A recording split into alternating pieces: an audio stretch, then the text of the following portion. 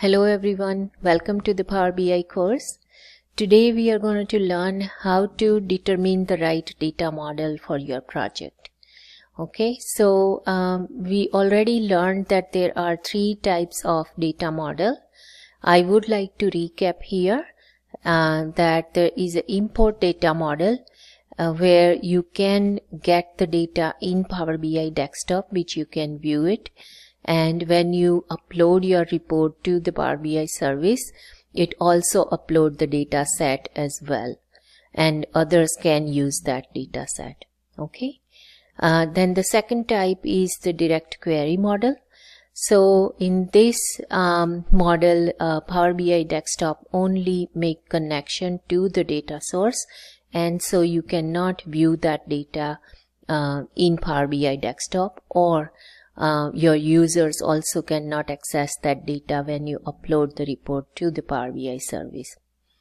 And the third type is a composite model, where some of the tables are set up on the import mode and some of the table are set up on the direct query mode. Also the import mode tables, you and your users can view it, but the direct query tables, the data is not accessible. Okay, so let's get started. We are going to discuss here about the benefits of each model and the limitations, so you can make a decision accordingly. Okay, so first we will discuss about the import model, and the benefits are it supports all Power BI data sources. It can integrate source data from the different sources as well. It supports all DAX and mQuery functionality. It supports calculated tables as well, and it delivers the best query performance because the data is saved in Power BI desktop. Okay. Then it has a limitations of like data model size. So in a shared capacity, it only allowed 1 GB data model size per data set, and when it exceeds that limit, then it will fail to refresh. However, it has a bigger capacity in dedicated or the premium capacity, where it can grow beyond 10 GB. Then it has a data schedule refresh limit as well.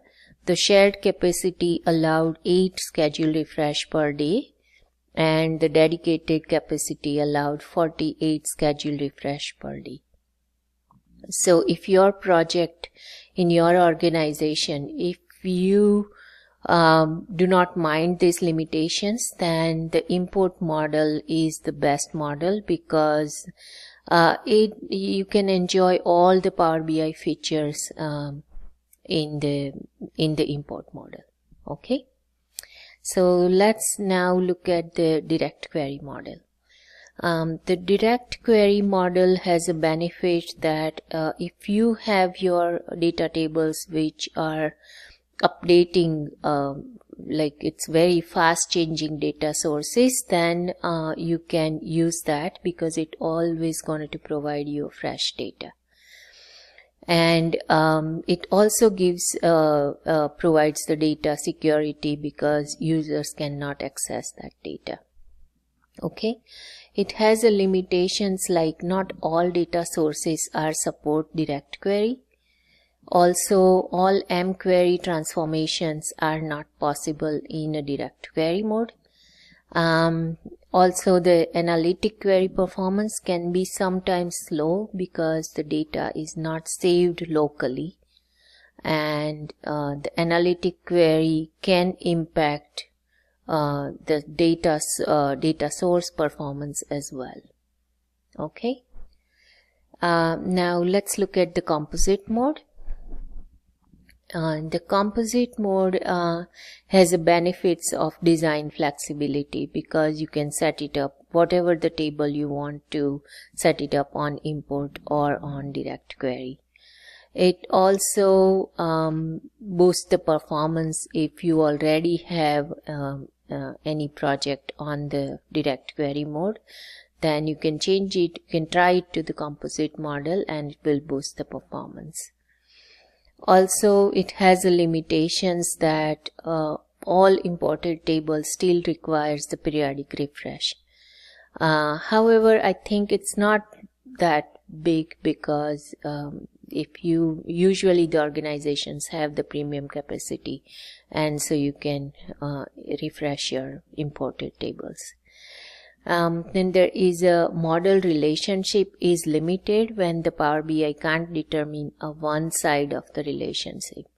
So I'm trying to say here that if the relationship is between two tables and one table is on import mode, the other table is on direct query mode, and the direct query mode table does not populate the data, then the relationship is not going to work properly.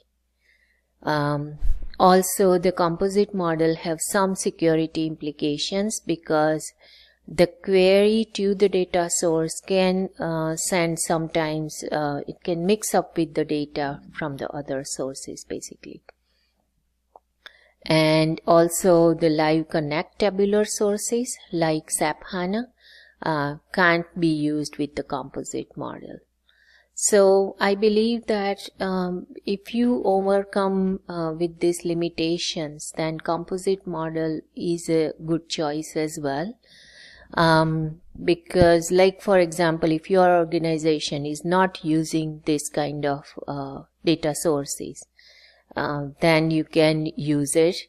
It is better than the direct query performance. I have experienced myself as well that for example, the sales table is a huge table, and it's but you need fresh data all the time. Then you can set it up sales table on a direct query mode and all other dimension tables on the import mode.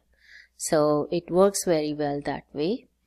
So this is all about how you can determine the right data model for your project by understanding their benefits and their limitations. Okay.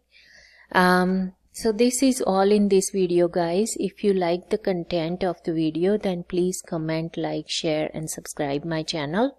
And thanks for watching.